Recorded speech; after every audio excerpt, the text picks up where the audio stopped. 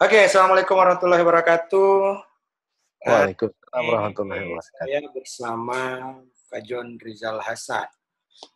Nah, Kak John Rizal Hasan ini salah satu senior saya dulu di kampus. Galak. Oh, tidak galak. Itu tidak galak. Tidak. Galak dulu Kak ya? Oh, tidak sih. Di beberapa hal galak. Tapi di bahasa Inggris dulu ketika saya di STKIP. Dan kebetulan Kak John ini beberapa waktu yang lalu divonis positif COVID-19 gitu. Ya. Nah, saya mau cerita dulu, mau sapa dulu. Kak John sekarang bagaimana kabarnya? Sekarang udah bagaimana? Alhamdulillah sekarang sehat, baik, sudah seperti sedia kala setelah masa isolasi selama 10 hari ya, 12 hari lah, karena dari rumah sakit yang satu ke rumah sakit yang lain. Sekitar 12 hari, alhamdulillah sekarang sudah sehat. Oke, saya mau cerita dari awal mula. Jadi pertanyaannya adalah, kenanya di mana, terpaparnya di mana? Kan Iya, orang tanya ke saya itu, terpaparnya di mana, kenanya di mana? Saya ini kan mungkin orang yang paling taat protokol. Di tas saya itu saya punya 2 hand sanitizer, yang jelly sama yang spray. Saya punya 2 masker yang tiap 4 jam saya ganti kalau saya berbicara, kalau saya memberi pelatihan. Kemudian saya punya 2 minyak kayu putih yang saya bawa kemana-mana. Begitu juga di mobil, saya punya set yang sama, berbeda seperti yang di tas saya itu. Nah, pertanyaannya adalah saya kena di mana? Saya juga nggak tahu kena di mana. Karena kita nggak tahu. Kadang-kadang kita terpaksa harus berada di ruang publik iya. di saat kita harus melakukan sesuatu yang berhubungan dengan pekerjaan, berhubungan dengan interaksi sosial. Kita harus berada di ruang publik. Kita sudah berusaha menjaga jarak, cuci tangan dan sebagainya. Tapi kita nggak tahu. Mungkin pada saat itu, kalau saya cerita dengan dokter, saya ini sebenarnya kenanya di mana dok? Pak Mantri, Pak atau Ses, itu saya bisa merangkum semua. Pak, kemungkinan tipe pada saat itu capek. Memang, saya sebulan lebih itu banyak sekali pekerjaan yang harus saya selesaikan. Dan saya kurang tidur, banyak kerja, ya banyak forsir tenaga. Di saat itu saya capek, imun saya mungkin di level yang paling bawah.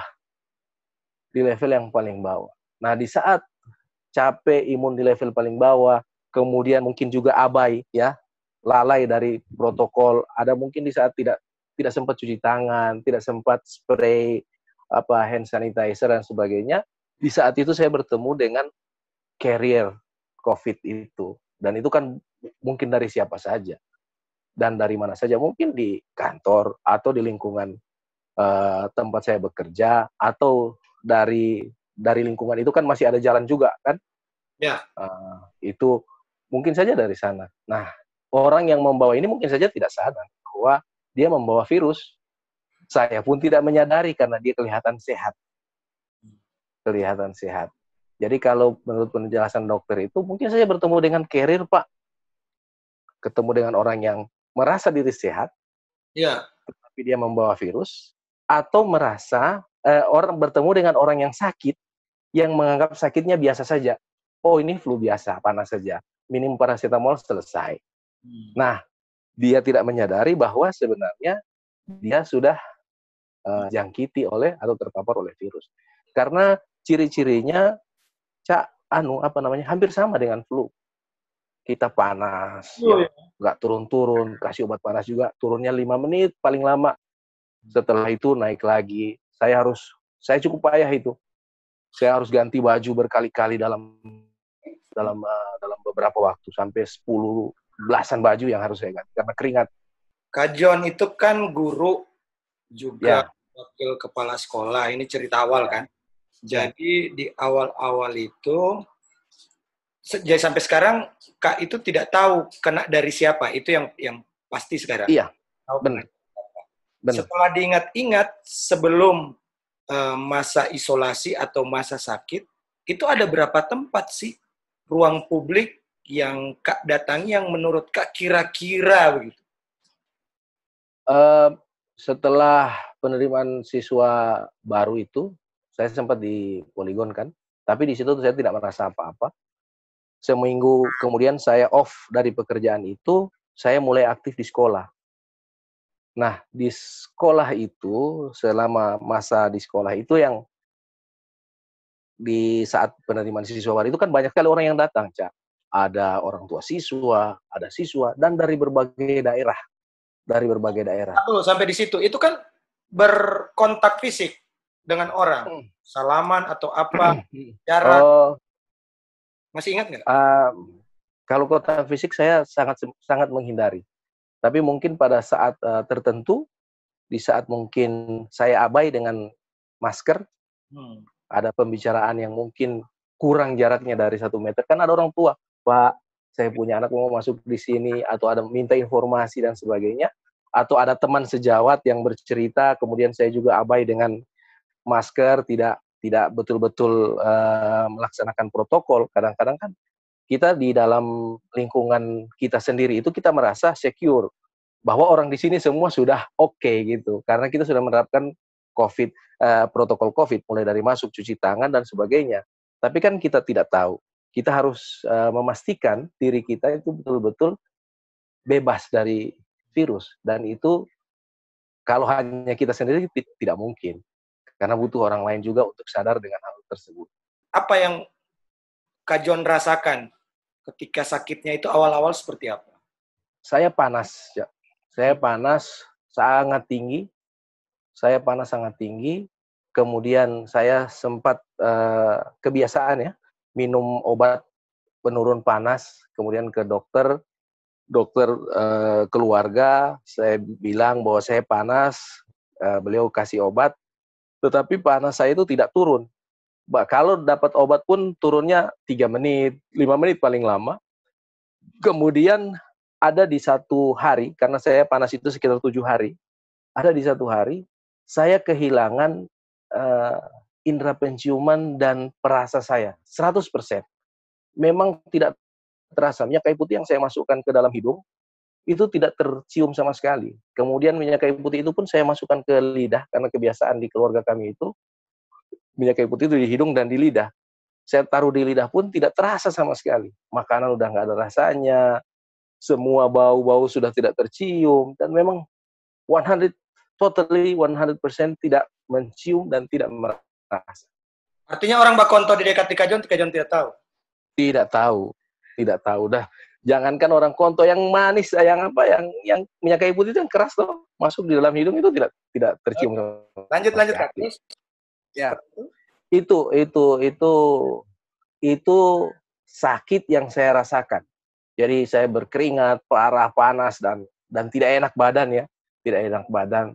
Itu aja yang saya rasakan Dari sebenarnya. berapa hari demam, kemudian mulai indera perasa hilang? Di hari kalau saya tidak salah di hari ketiga, keempat, itu indera perasa hilang. Oke. Baru setelah Kak merasa indera perasa hilang, terus kemudian itu masih di rumah kan? Belum di rumah sakit kan? Ya, belum di rumah sakit. Terus? Saya musyawarah dengan adik-adik dan istri. Ini gimana nih? Saya kan sudah baca. Kita kan salah apa itu COVID, ciri-cirinya kayak apa. Saya ketakutan itu. Ya. Saya bilang, gimana ini? Kita ke rumah sakit atau apa? Saya ke rumah sakit juga takut karena belum mendapat informasi yang jelas di rumah sakit itu kayak apa, bagaimana prosedurnya dan sebagainya. Akhirnya saya meminta adik saya yang James untuk gimana supaya bisa swab nih mandiri. Oh, ada di salah satu penyedia jasa itu ya, kita nggak perlu sebut. Di situ akhirnya kita undang mereka ke rumah dan bisa. Tetapi ketika mereka swab pun mereka koordinasi dengan gugus COVID provinsi. Sehingga sebelum saya di swab oleh penyedia layanan itu, dokter dari gugus COVID itu sudah telepon, Pak, Bapak, nanti kita assessment ini. Jadi nanti akan ada orang datang, mereka ngambil ini, sampelnya ini ada yang tidak nyaman. Dokternya telepon duluan. Berarti swab-nya mandiri dong? Swab pertama saya mandiri. Saya Swab, swab mandiri. itu biayanya berapa swab mandiri, Kak? Biaya swab mandiri itu cukup mahal ya, cukup mahal. Karena di saat di tempat penyedia layanan itu, saya minta tes darah juga, ada beberapa item, itu saya bayar sekitar 4 jutaan. Sekitar 4 juta rupiah untuk swab dan beberapa hal itu. Iya. Demam berdarah. Iya, beberapa tes, ya. Ya. Iya, tipes, ada sekitar 4-5 item. Oke, berarti luar biasa, lumayan mahal juga. Lumayan mahal juga. Nah, berarti setelah swab, masuk rumah sakit? Lumayan. Nggak langsung masuk? Ceritanya setelah swab itu, saya minta hasil kan. Oh, Ya. kalau swab katanya hasilnya sekitar 8 hari, Pak. Jadi mulai dari tanggal 20 ke tanggal 28. Jadi sekitar 8 hari. Tapi untuk tes darah itu bisa diambil sorenya. Nah, sore itu keluarlah tes darah saya bahwa saya punya sedikit sekali gejala DBD.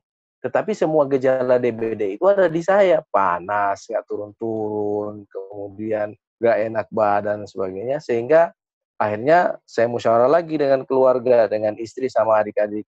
Kata mereka, begini aja Kak, masuk aja ke rumah sakit. Pertama saya ke rumah sakit A. Ya. Sampai di sana, rumah sakit A itu tidak bersedia menerima, bukan karena apa, tetapi karena melihat, Pak, ini DBD-nya kecil sekali. Kecil sekali. Sementara rumah sakit kita tidak punya alat untuk rapid test. Saya diarahkan ke dua rumah sakit C dengan D. Saya milih ke rumah sakit C. Akhirnya di sana saya dikasih tahu bahwa kalau mau masuk di sini untuk nginap, itu Bapak harus di rapid test. Kalau sudah di rapid test, Bapak kalau hasilnya non-reaktif bisa nginap, kalau hasilnya reaktif, Bapak nggak bisa nginap. Bapak harus milih 3. Saya harus milih 3, saya harus dirujuk ke RSAS, Kalisabo. Yang kedua, saya dirujuk ke Rumah Sakit Ainun. Dan ketiga, saya rawat jalan saja, isolasi mandiri di rumah. Saya bilang saya milih ke Ainun. Waktu itu karena Rumah sakit rujukan ya? Ya, salah satu rumah sakit rujukan COVID gitu. Tapi setelah dites, ternyata saya non-reaktif. Oh, begitu? Akhirnya saya bisa dirawat di rumah sakit C tadi.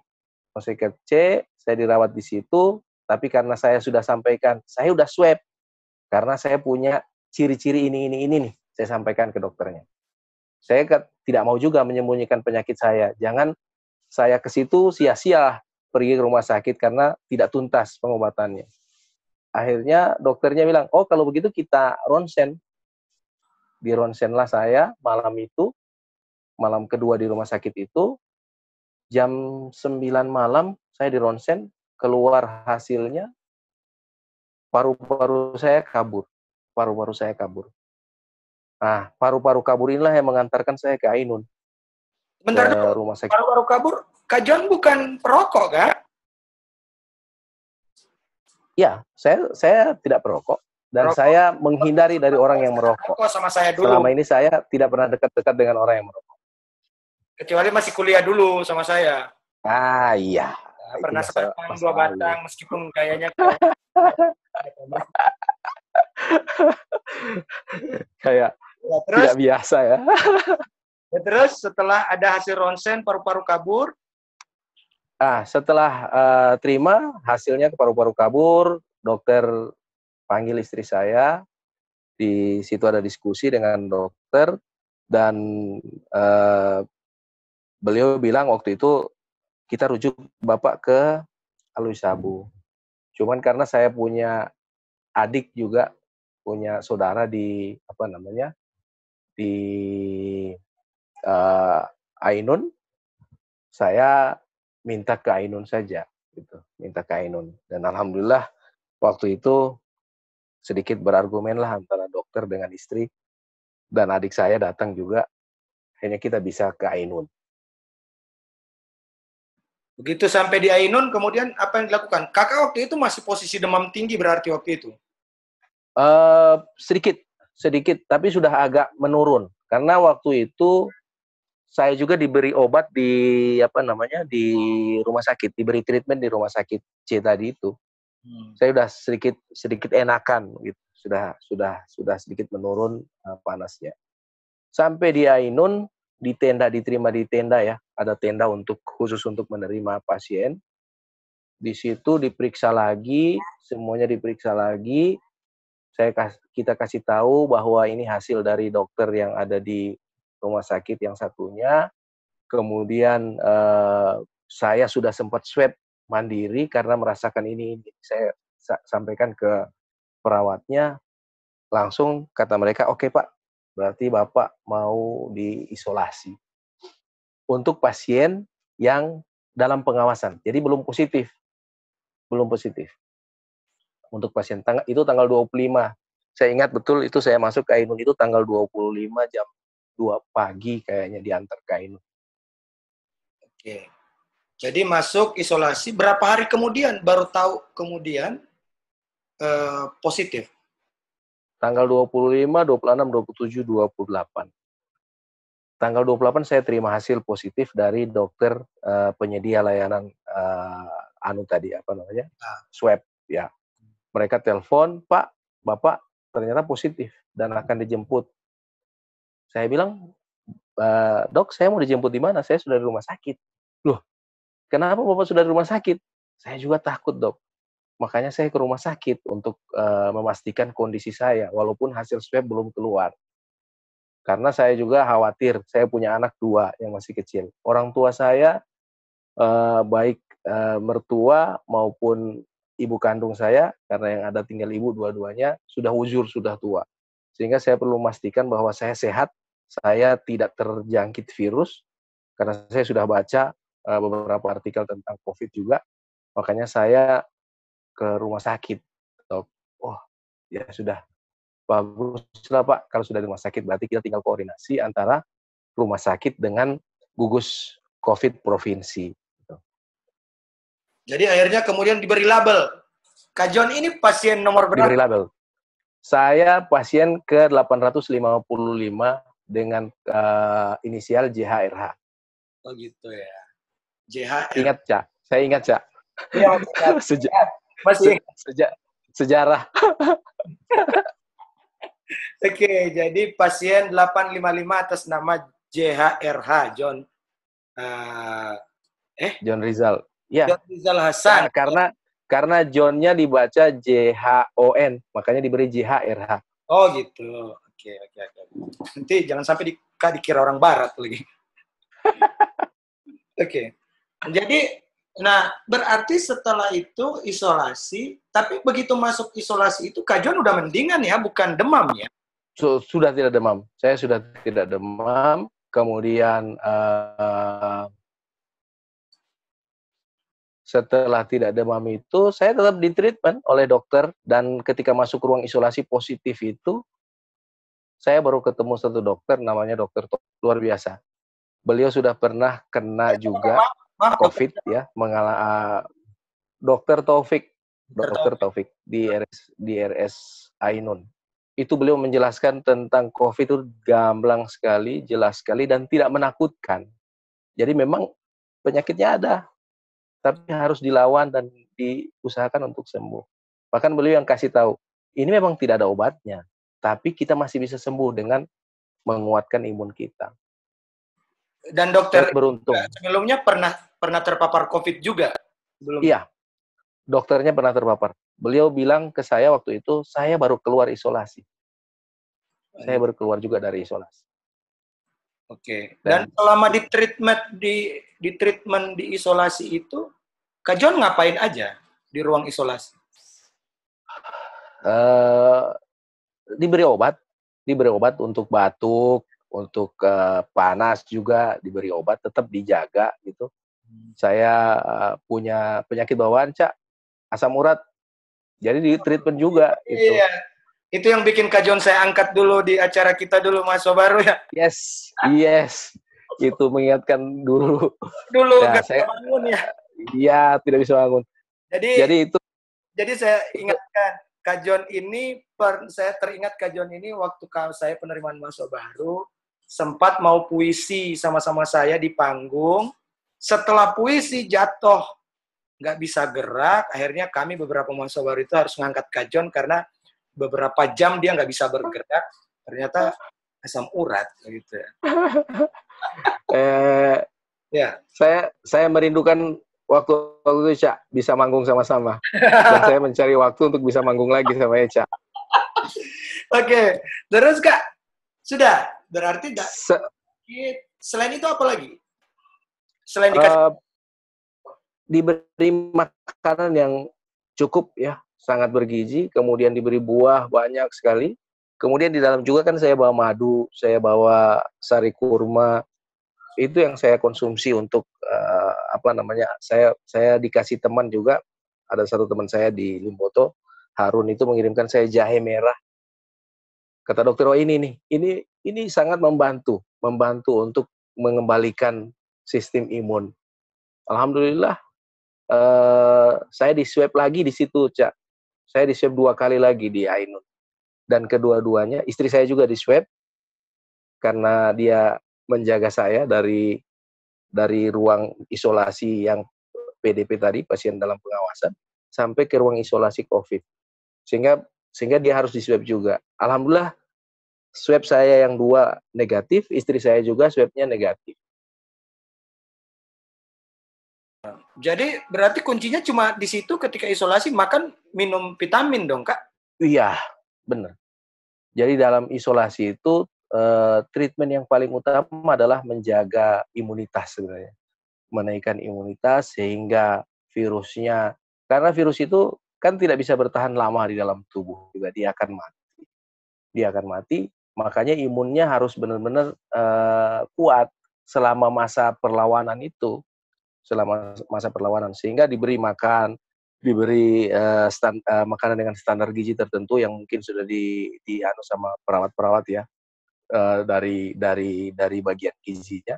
Buah-buah juga, buah-buah yang mengandung vitamin C paling banyak dikasih untuk kita makan. Diberi jus tiap pagi sama sore, kita diberi jus. Gitu.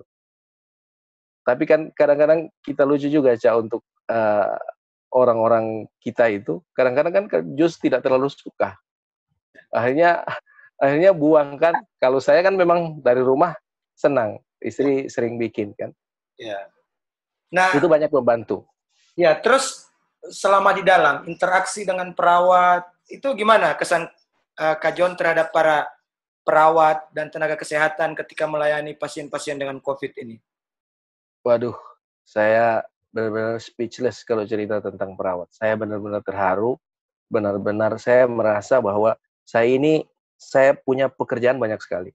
Saya rasa bahwa saya banyak berbuat untuk dunia pendidikan, banyak di kegiatan-kegiatan dunia pendidikan.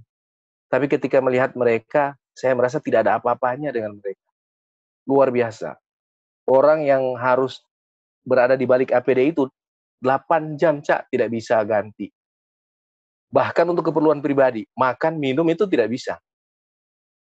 Tapi kalau bertemu dengan pasien, Pak, gimana kabarnya? Pak, sudah minum obatnya? Pak, kakinya udah baik? Pak, sangat luar biasa. Saya merasa benar-benar tidak ada artinya apa yang saya lakukan dengan apa yang mereka lakukan. Kalau mau dibandingkan apple to apple itu, saya merasa bahwa luar biasa. Orang-orang yang ada saya nggak tahu di rumah sakit yang lain, tapi kalau saya menyebut tenaga nakes, katakanlah tenaga nakes, gambarannya seperti tenaga nakes Ainun, sangat luar biasa. Pengorbanan yang luar biasa. Bahkan saya mendengar dari cerita mereka dengan saya, karena interaksinya cukup bagus. Mereka itu lama juga nggak bisa ketemu keluarga selama bertugas. Ada waktunya mereka pulang, kemudian pulangnya hanya ke mes. Nanti ada waktunya mereka istirahat, yang mungkin cuti atau apa, baru bisa ketemu dengan keluarga.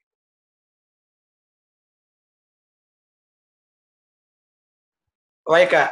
Nah, sekarang itu waktu di Rumah Sakit Ainun itu isolasi masing-masing ruangan atau kayak ruangan besar kemudian semua di situ? Ruangan besar, sangat besar sekali. Saya tidak tahu, saya menghitung sekitar ada 20 bed di ruangan saya itu, kalau tidak salah saya, sekitar 20 bed. Tapi yang diisi itu hanya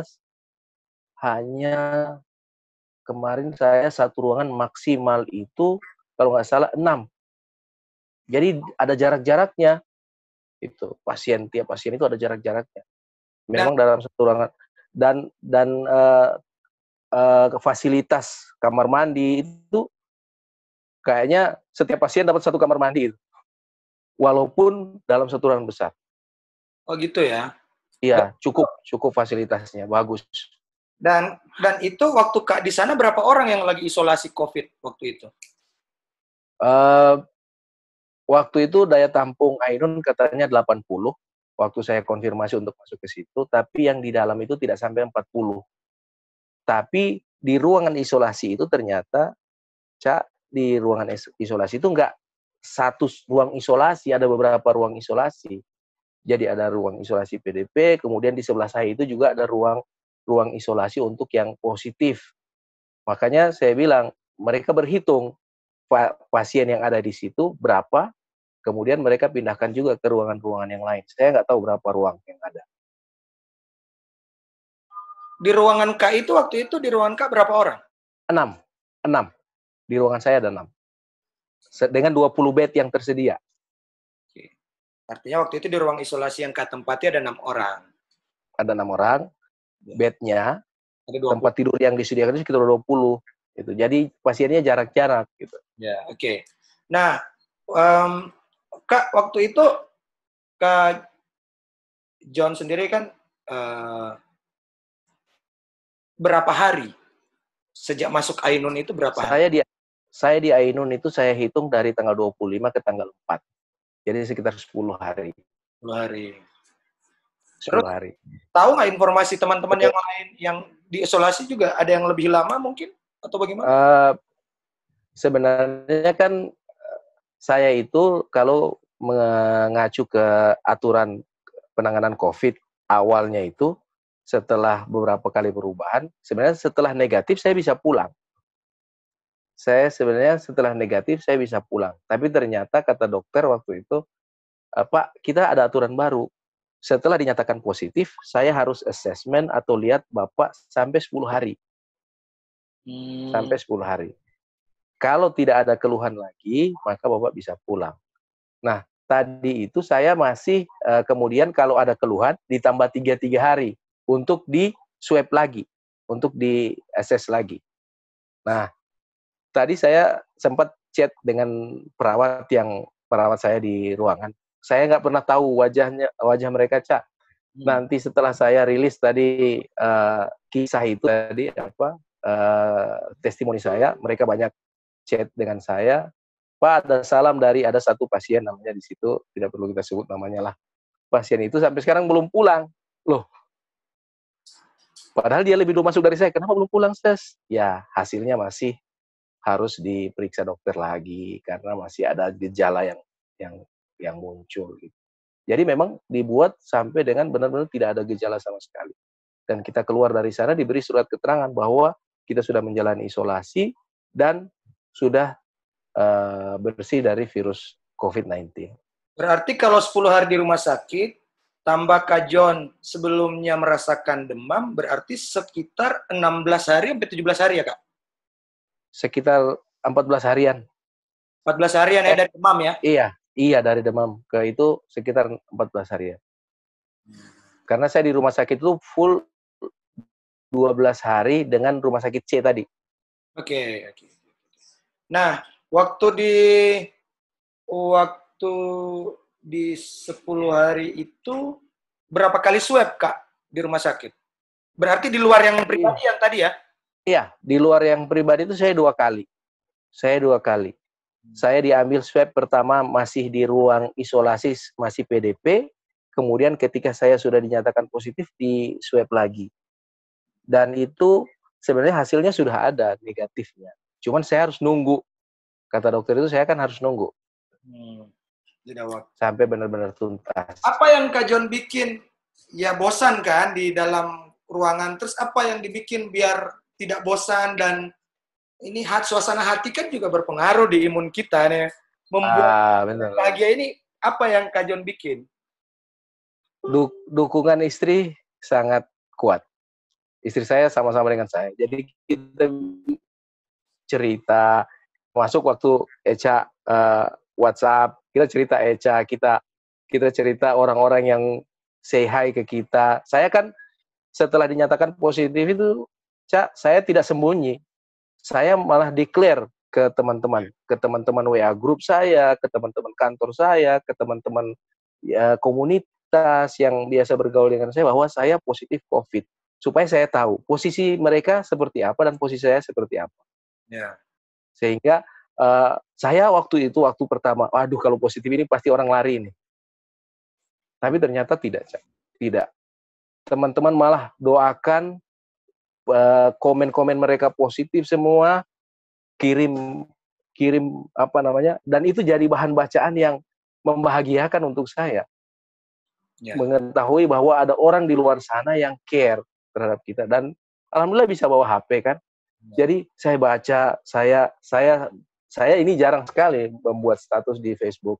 Tapi selama di dalam itu baru punya kesempatan untuk status lagi. Ya. Dan saya melihat komen-komen itu luar biasa. Saya tidak menyangka akan sepositif itu orang-orang di luar sana menanggapi apa yang terjadi dengan saya. Dan itu menambah semangat untuk sembuh. Makanya saya cerita, jomblo-jomblo harus segera menikah kan, kalau Kak. Oh iya. Kan ada istrinya yang mendukung, yang jomblo repot ini siapa yang dukung. Keluarganya lah, Cak. Ada ibunya.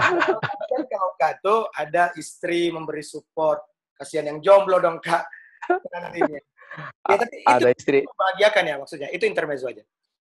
Membahagiakan berarti ya, seperti itu. Itu membahagiakan, sangat membahagiakan dan sangat membantu di proses kita tidak tahu mau apa gitu kan. Kadang-kadang orang-orang terlalu bilang fugado dan sebagainya.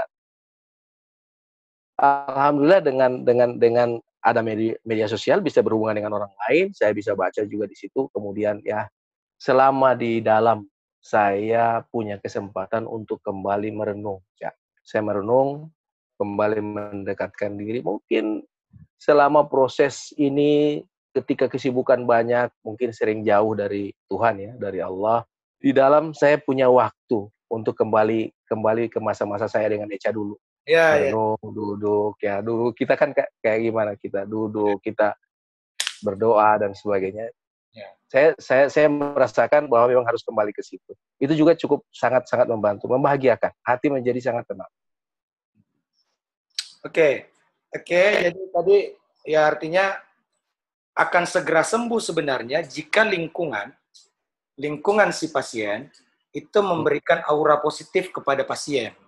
Benar, sangat benar. Ya. Iya.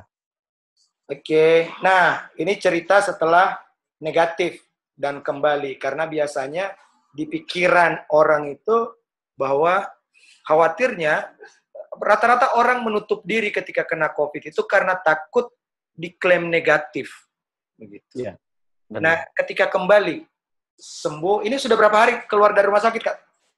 Saya udah 3 hari di rumah. Sudah 3 hari di rumah. Ya. Nah, itu gimana? Sekitar Kak John kemudian berarti belum sempat ketemu orang ya? Belum sempat. Saya memang untuk 10 hari ke depan saya memang menjaga untuk ketemu orang. Bahkan ibu tidak saya minta datang. Karena saya khawatir memang mau benar-benar clear. 10 hari masa inkubasi itu kan sebenarnya cuma 10 hari. Tapi setelah keluar dari rumah sakit saya kan nggak tahu saya bertemu dengan siapa waktu jalan keluar. Makanya saya mengisolasi mandiri lagi 10 hari. Nah, orang di sekitar sudah teriak-teriak mau datang, teman-teman mau datang. Loh, saya ini masih, Pak, katanya sudah sembuh dan sebagainya. Saya bilang tunggu saja. Insya Allah 10 hari lagi saya bisa terima orang di rumah. Ternyata cara kita menyampaikan bahwa kita positif itu juga menentukan. Kalau kita sembunyi, orang akan jauh. Nah, informasi tentang penyakit ini, tentang COVID ini, mungkin dianggap aib oleh sebagian orang. Tetapi kan ini memang penyakit, bukan aib. Kita harus sampaikan dong kita sakit, kemudian kita sudah sembuh sekarang, dan ternyata orang-orang di luar sana itu bisa menerima itu. Pak, saya mau ke rumah. Belum boleh sekarang, nanti. 10 hari lagi baru insya Allah saya terima orang. Nah, teman-teman di kantor juga begitu. Mereka, Pak, kalau sudah sembuh, datang ke sekolah, Pak. Kita pengen diskusi apa semua. Ternyata tidak menakutkan, Cak. Sekarang itu stigma, sudah terlalu lama kita dimakan oleh stigma bahwa COVID ini seperti aib. Gitu. Jadi orang kena COVID sembunyi. Saya berusaha untuk breaking the rule. Tidak. Orang kena COVID tidak perlu sembunyi, karena memang ini bukan aib, ini penyakit yang bisa disembuhkan. Yang bisa disembuhkan dengan cara tertentu. Gitu. Oke. Berarti memang masih isolasi mandiri juga ya, Kak John, belum? Saya masih isolasi mandiri, tapi tetangga-tetangga sudah sempat sampai di pekarangan ketemu dengan istri. Oh gitu ya. Tapi anak-anak ada di rumah? Anak-anak isolasi di rumah. Mandiri. Ya. Mereka gimana ketika bapaknya positif segala macam? Nggak dengar cerita mereka, Kak? Apakah dijauhi teman-temannya atau gimana? Saya setiap hari video call dengan mereka ya. Setiap hari kami video call, saya dan istri, kita tanya keadaan mereka. Kebetulan kan sekarang masa sekolah kan masih sekolah dari rumah ya, belajar BDR ya, belajar dari rumah, sehingga tidak terasa lah untuk anak-anak. Tapi saya sudah pahamkan ke mereka bahwa mereka kan sudah juga yang satu udah kelas 1 SMA, yang satu kelas 3 SMA, dua-duanya ikut ECA. Tidak ada yang ikut saya. Dua-duanya ikut ke SMA 3 sama ECA. Iya, nggak ada yang ikut saya ke SMK. Nggak ada ke SMK ya? Cuma Iki saja yang ikut saya ke SMK 1 kan. Kalau dua-dua anak saya ikut ECA ke SMA 3. Ikut Kak John. Anak Kak John. Oke. Nah, mereka nggak ada komplain, tidak ada juga bilang bahwa dijauhi teman-teman, tapi teman-temannya sudah lihat saya berteman juga dengan teman-temannya kan di IG. Saya kan udah posting juga di situ. Dan ternyata teman-temannya nggak terlalu nggak ada yang menjauh gitu, nggak ada.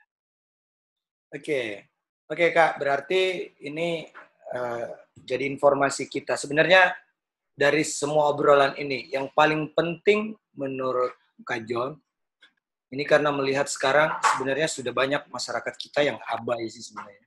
Banyak masyarakat kita yang abai, tidak pakai masker, berkumpul, nongkrong. Apa yang ingin Kak John sampaikan? Ada beberapa hal yang saya ingin betul-betul menyampaikan ke teman-teman bahwa yang pertama, penyakit ini bukan hoax. Saya merasakan kepayahan penyakit ini. Saya merasakan susahnya penyakit ini. Bahwa ini bukan hoax dan perlu menjaga diri dengan protokol itu penting untuk kita. Dan sebaiknya kita punya kesadaran yang kolektif. Semua orang harus sadar. Katakanlah mungkin ada yang tidak percaya dengan penyakit ini. Oke lah dia tidak pakai masker, tapi dengan komunitasnya yang sama-sama tidak percaya. Jangan dengan orang lain. Bertemu di mall, tidak pakai masker. Orang lain itu terancam kalau dia misalnya PDP.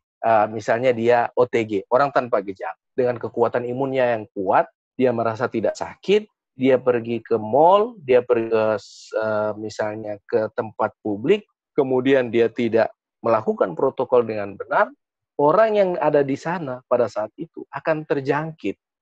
Dan dia tidak sadari itu. Dia tidak sadari. Atau orang yang merasa bahwa, oke lah, COVID ini tidak ada, ini ada flu biasa gitu. Yang flu biasa saja. Dia turun dengan ini. Tapi kan kita melihat juga, ada korban, ada dokter yang meninggal, ada nakes yang meninggal, ada orang umum yang meninggal, ada pegawai yang meninggal, disebabkan oleh penyakit ini. Maka kita perlu menjaga, dan itu tidak bisa sendiri, Cak. Saya mungkin tadi saya bilang saya orang yang sangat menjaga protokol, tapi toh kena juga di saat saya abai, di saat saya lalai, mungkin di saat saya tidak ada kondisi imun yang rendah, kemudian bertemu di ruang publik dengan orang, kemudian saya tidak cuci tangan atau tidak memakai masker pada saat itu yang menyebabkan akhirnya terjangkit.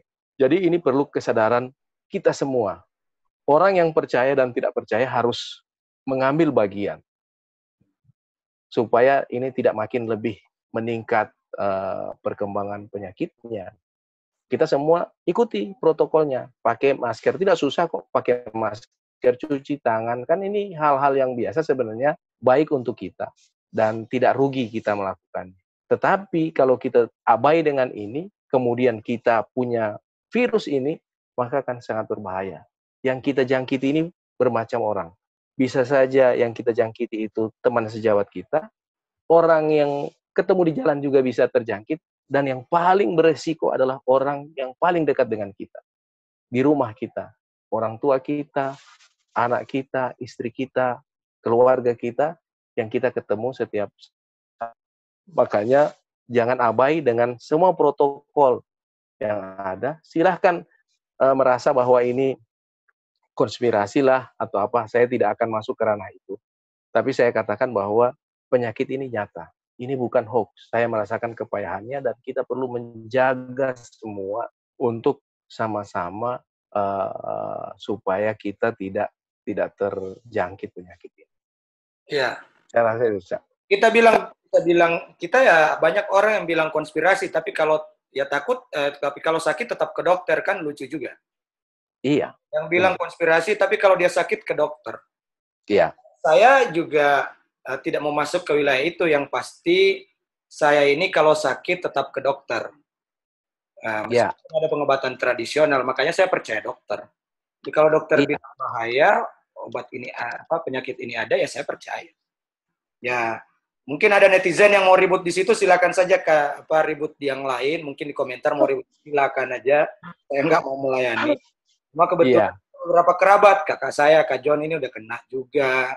Ada kerabat saya di Makassar, juga baru sembuh juga. Jadi sama masanya seperti Kak John, tapi sekarang belum bisa bergabung dengan kita karena dia masih pemulihan. Dia masih sedikit lemah. Dia sudah keluar dari rumah sakit. Alhamdulillah. Dia kena juga beberapa hari, dan dia terbuka. Sama dengan Kak John, dia terbuka, dia posting di Facebook, dia sampaikan bahwa dia kena. Artinya orang-orang yang kita kenal sudah kena. Gitu ya. Artinya yang ini terlepas dari perdebatan virusnya ada atau tidak, tapi ini orang terdekat kita ada yang sudah kena. Terima kasih Kak Oni, Kak John udah siap membagi informasi. Semoga diskusi hari ini bermanfaat. Iya, insya Allah. Buat masyarakat banyak untuk tetap aware, protokol kesehatannya tetap dipatuhi, pakai masker. Di beberapa daerah di sini, Kak, Pak Presiden juga sudah rencana menandatangani yang abai protokol kesehatan kayaknya akan kena sanksi denda. Beberapa daerah malah kalau tidak pakai masker sekarang didenda, ditangkap dan benar, Cak. Karena begini, Cak. Kalau kita sudah menjaga, orang lain juga harus menjaga. Jadi harus interaksi itu harus terjaga. Karena kalau kita menjaga, orang lain tidak menjaga, ya seperti ini jadinya.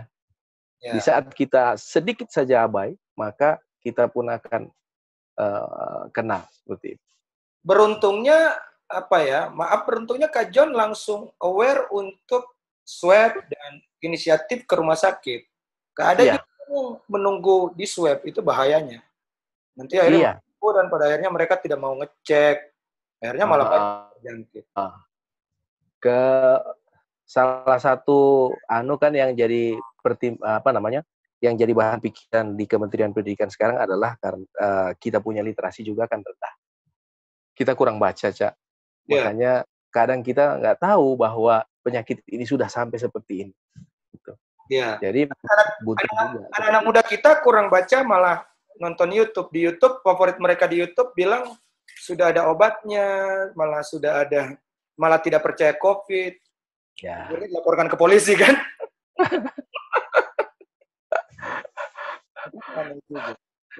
Iya. Oke Kak, terima kasih Kak. Ya, sama-sama Cak. Terima kasih doanya, sangat Ya, membantu. ya, Dihubungi Eca malam-malam itu saya luar biasa. Saya nangis Cak. Saya kasih lihat istri, nih Eca. ya. Saya sampai nangis. Masya Salam Allah. buat Nunia dan anak-anak ya. Ya, siap, siap. Saya sampaikan insya Allah. Terima kasih Cak. Sehat Kak, sehat-sehat. Terima Ya, kasih. insya Allah. Amin. Terima Ya. kasih. Assalamualaikum. Waalaikumsalam warahmatullahi wabarakatuh. Oke, teman-teman semua, mungkin itu saja hari ini yang kita discuss ya. Mungkin semoga tayangan ini bermanfaat. Saya sengaja bikin tayangan ini dengan Kak John biar teman-teman tahu kalau kena COVID seperti ini dan kira-kira apa yang akan dilakukan ketika Anda kena COVID.